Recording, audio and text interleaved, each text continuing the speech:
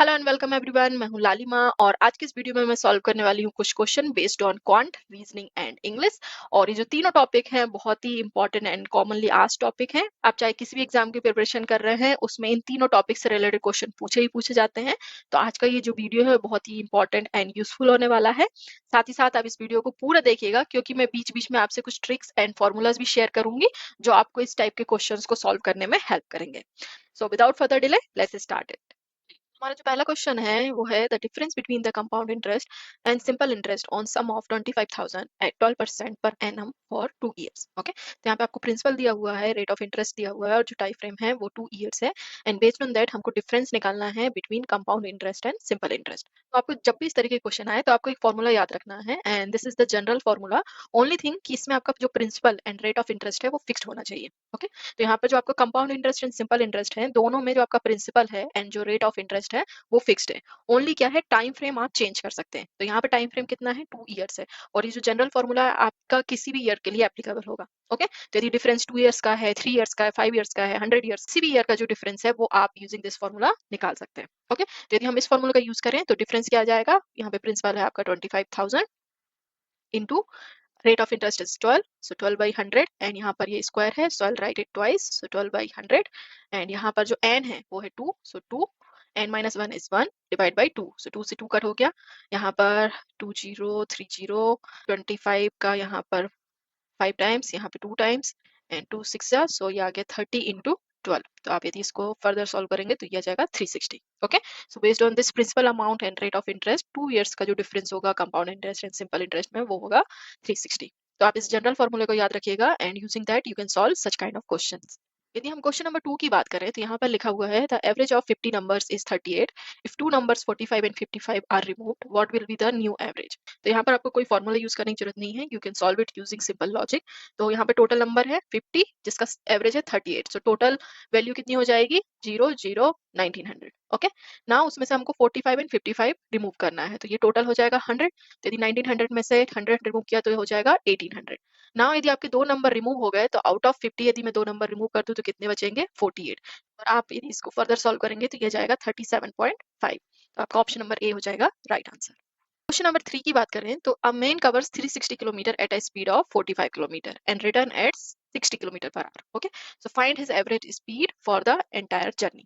ठीक है, तो एक मैन है जो कि जो 360 किलोमीटर की जो डिस्टेंस है उसको जाते समय, ठीक है, 45 किलोमीटर पर आवर के से कवर करता है एंड रिटर्न होते समय 60 किलोमीटर पर आवर से। यहाँ पे जो डिस्टेंस है वो आपके अगेन सेम है। उस केस में आपको कौन सा फॉर्मूला यूज करना है, एवरेज स्पीड का, कि दोनों वे की जो डिस्टेंस है वो सेम है। तो उस केस में जो एवरेज स्पीड का फॉर्मूला हो जाएगा 2 into speed 1 into speed 2 divide by speed 1 plus speed 2। Okay, तो यहाँ पर एवरेज स्पीड हो जाएगी 2 इंटू फर्स्ट स्पीड है आपकी 45 देन 60 एंड फिर हो जाएगा प्लस तो 105। इसमें हम फर्दर सॉल्व करें तो 5 9 45, 5 2 10, 5 1 1, 3 9 3 7 and 2 3 6, 360 डिवाइड बाई 7 एंड ये आएगा 51.4। तो यदि इसको हम राउंड ऑफ करें तो आ जाएगा 52। Okay, so option number B is the right answer. Question number 4 है the ratio of present age of A and B is 4:5। After 6 year the ratio will be 14:17। So what is the present age of A. Okay, तो A by B कितना है आपका 4/5। Okay, suppose this is x, so a हो गया 4x and b हो गया 5x after 6 years. Okay, so a plus 6 and b plus 6, the ratio is 14/70. Okay, तो a की जगह हमने लिख दिया 4x plus 6 and b की जगह लिख दिया 5x plus 6 इक्वल टू 14/7। तो यदि आप इसको फर्दर सॉल्व करेंगे तो आपको x की वैल्यू मिल जाएगी 9। नाउ a की जो प्रेजेंट एज है वो है 4x। ओके, सो 4 इंटू 9 होता है 36। तो आंसर हो गया हमारा ऑप्शन नंबर ए की जो प्रेजेंट एज है वो है 36। क्वेश्चन नंबर 5 है if a plus b means a is father of b and a minus b is a is mother of b and a multiply by b है a is brother of b, so find out p minus q into r. okay, okay, so p minus q हो जाएगा p is mother of q, so p is mother of q and p mother है, mother means female, so I assign square to indicate as a female. Okay, now q multiply by r. Okay, so q is brother of r and Q क्या है, brother है, तो mail है, तो mail को हम indicate करते हैं सर्कल से। ओके, तो इन दिस केस हमको फाइंड आउट करना है कि इसमें क्या है। So P is mother of R, तो हो सकता है यस, यदि ये ब्रदर हैं तो P is mother of R, P is aunt of R नहीं हो सकता, P is sister of R नहीं हो सकता, P is grandmother of R नहीं हो सकता, तो only P is mother of R। तो option number A is the right answer. Question number 6 है, वो है in a row of 60 student A is 15 from the left and B is 20th from the right. How many students are between A and B? Okay, so ये भी आपकी order and ranking पे based question है। तो जब भी इस तरीके के क्वेश्चन आए तो आपको ये फॉर्मूला याद रखना है, student between equal to total student minus position of A from left and position of B from right. Okay, तो यहाँ पे हमको बिटवीन ए एंड बी निकालना है, तो this is x, total student is 60 minus position of A from left हो गया 15 plus B from right हो गया 20 and if you solve it minus 35, ये जाएगा आपका 25। Okay, so option number B is the right answer. Okay, so you remember this formula, this is very commonly asked question based on order and ranking. तो ये formula से आप काफी सारे question solve कर सकते हैं। ओके, क्वेश्चन नंबर 7 की बात करें तो ये सिलोजिज्म पे बेस्ड क्वेश्चन है। So all chair are table, no table is wooden. Okay, so we need to find the conclusion, no chair is wooden and second conclusion is some tables are not wooden. Okay, यहाँ पर कितने statement दिए गए हैं, 2 statement दिए गए हैं। तो जब भी 2 स्टेटमेंट पे बेस्ड सिलोजिज्म क्वेश्चन आए तो आप इस कॉम्बिनेशन को याद रखिएगा।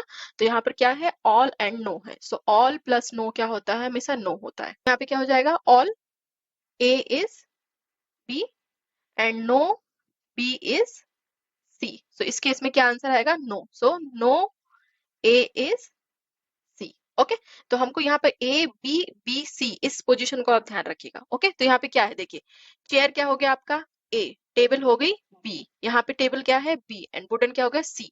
मतलब 2 स्टेटमेंट के जब भी आपको क्वेश्चन आए तो आप इस कॉम्बिनेशन को याद रखिए कि यहाँ पे ए भी होना चाहिए और यहाँ पे बी एंड सी होना चाहिए, देन ओनली ये आप कंक्लूजन दे सकते हो। ओके, तो यहाँ पे ऑल प्लस नो क्या हो गया, नो। तो यहाँ पर क्या आंसर आएगा, no chairs is wooden. Okay, so no chair is wooden. So based on this rule, we can derive conclusion number 1.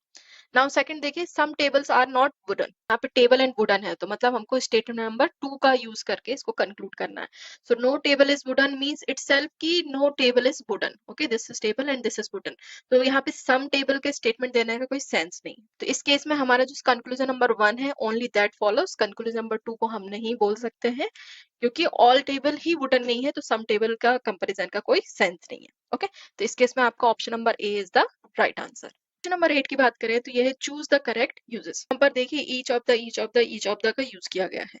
तो जब हमने ग्रामेटिकल रूल पढ़े थे एरर स्पॉटिंग के लिए तब हमने देखा था कि जो ईच ऑफ द होता है वो सिंगुलर होता है। ओके, सिंगुलर होता है।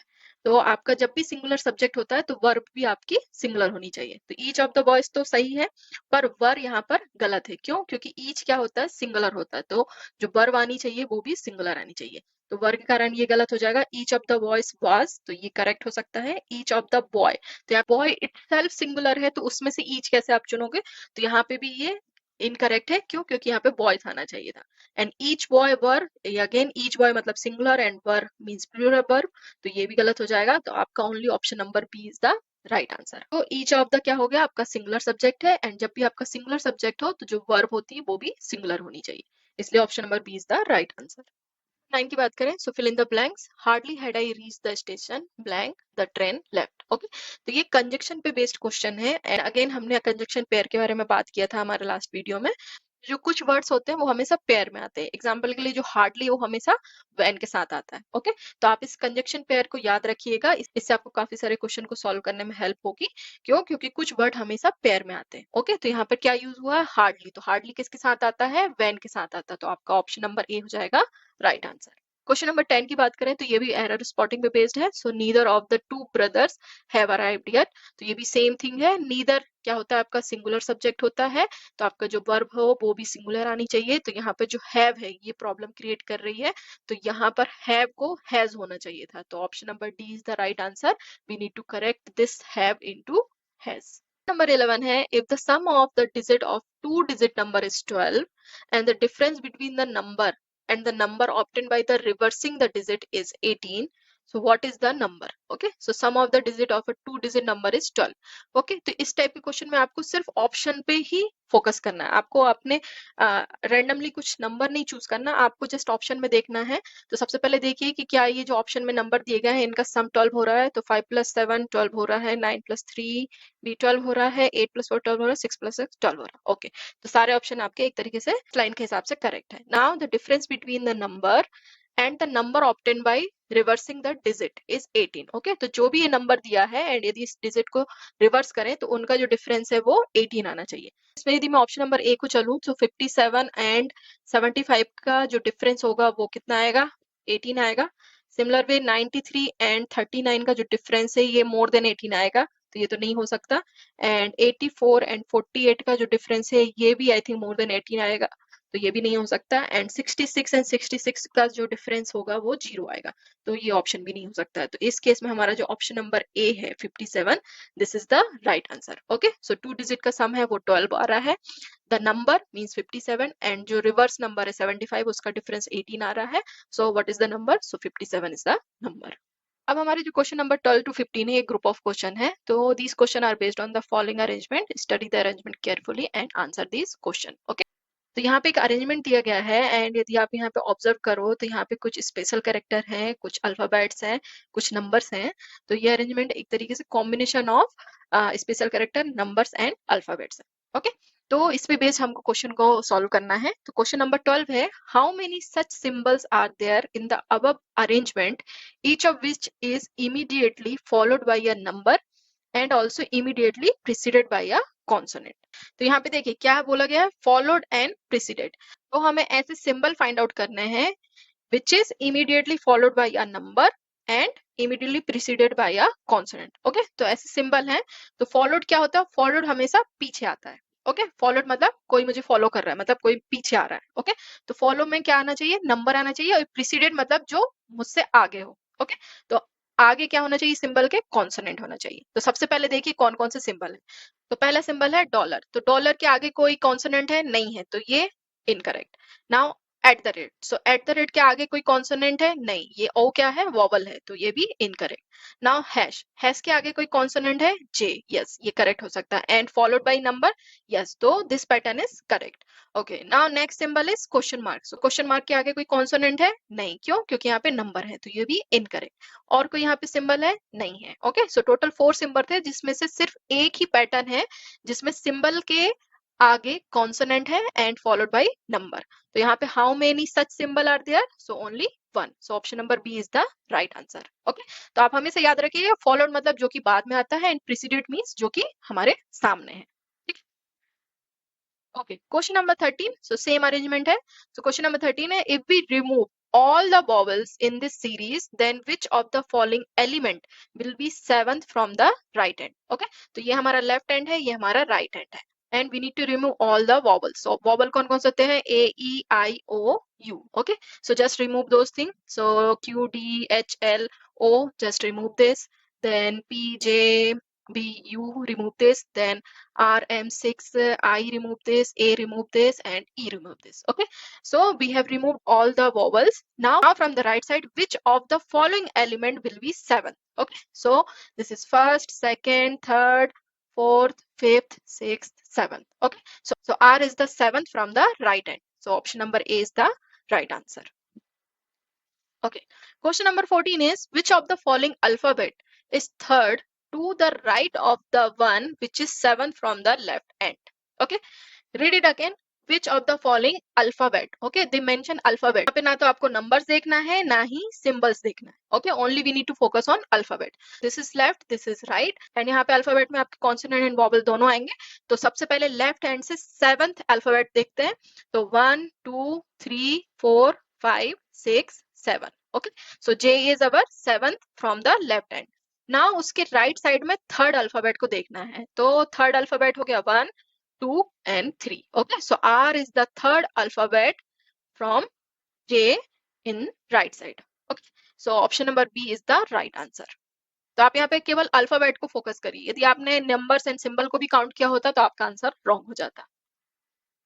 Okay, now last question is, how many such consonants are there in the above arrangement, each of which is immediately preceded by a consonant and also immediately followed by a consonant? Okay, तो यहाँ पे मुझे consonant find out करना है जिसके आगे भी consonant है and पीछे भी consonant है। Okay, तो consonant मतलब vowel आपको नहीं देखना है, सिर्फ consonant देखना है, symbols भी नहीं देखना, numbers भी नहीं देखना है। ओके, तो नाउ यदि मैं क्यू की बात करूं तो क्यू के आगे कॉन्सोनेंट है नहीं है, तो क्यू गलत। डी के आगे कॉन्सोनेंट एंड पीछे कॉन्सोनेंट है, करेक्ट, तो ये एक पेयर करेक्ट है। नाउ एच की बात करूं तो आगे कॉन्सोनेंट एंड पीछे कॉन्सोनेंट, यस ये भी करेक्ट है। सो 1 and 2 correct. Okay, now L की बात करूं तो एल के आगे तो कॉन्सोनेंट है बट पीछे वॉवल है, तो ये इनकरेक्ट। नाउ पी की बात करूं तो आगे सिंबल है तो ये इनकरेक्ट, जे के पीछे सिंबल है तो दिस इज इनकरेक्ट, बी के पीछे वॉवल है तो this is incorrect, you vowel है तो ये इनकरेक्ट कहलाएगा। क्यों? क्योंकि हमको सिर्फ कॉन्सोनेंट देखना है। आर के आगे नंबर है तो ये भी इनकरेक्ट क्योंकि उसके सामने कॉन्सोनेंट होना चाहिए। एम के पीछे नंबर है तो incorrect. I and A vowel है तो इनकरेक्ट। टी के आगे नंबर है तो इनकरेक्ट। ई वॉवल है इनकरेक्ट। एफ के पीछे कोई नंबर नहीं है तो इनकरेक्ट। ओके, तो ओनली हमको दो पेयर मिले हैं जिसमें सामने भी कॉन्सोनेंट है पीछे भी कॉन्सोनेंट है, तो आपका जो ऑप्शन नंबर सी है इज द राइट आंसर। तो ये था मॉक टेस्ट जिसमें हमने देखा question based on quant, reasoning and English. I hope आपको इस मॉक टेस्ट से कुछ सीखने को मिला होगा, और बीच में मैंने जो भी आपको ट्रिक्स या फॉर्मूलाज बताए हैं उसको प्लीज नोट डाउन कर लीजिए आपकी जो सेपरेट फॉर्मूला की नोटबुक है उसमें, और इनको रिवाइज करिएगा। और यदि आप और भी दूसरी किसी क्वेश्चन के बारे में जानना चाहते हैं, ट्रिक्स जानना चाहते हैं, तो वो क्वेश्चन आप कमेंट सेक्शन में लिख सकते हैं। एंड आने वाले कुछ वीडियो में हम आईटी रिलेटेड सब्जेक्ट्स की भी प्रिपरेशन करेंगे, ताकि जो आपका मेंस एग्जाम है आईटी ऑफिसर का, या फिर आप यूजीसी नेट के लिए कंप्यूटर साइंस के सब्जेक्ट की प्रिपरेशन कर रहे हैं, तो उसमें भी आपकी प्रिपरेशन में हेल्प हो सके। ओके, तो यदि आपको कोई भी क्वेश्चन है, कोई भी डाउट है, तो आप कमेंट सेक्शन में करके मुझे बता सकते हैं। तो मैं मिलूंगी आपको नेक्स्ट वीडियो में। Till then, thank you and take care.